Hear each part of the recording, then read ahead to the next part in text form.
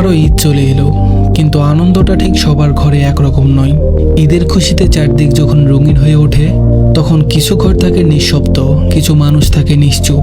হয়তো সেই ঘরেও আলো জ্বলে, খাওয়া দাওয়া হয়, নতুন কাপড়ও পরে সবাই, তবুও যেন কিছু একটা অসম্পূর্ণ থেকে যায়।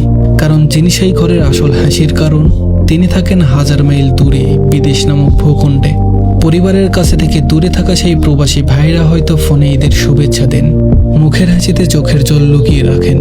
আর এই পাশে বসে থাকা মা বাবা, ভাই বোন, স্ত্রী কিংবা সন্তান যেন চুপচাপ সেই মানুষটার অভাব অনুভব করে।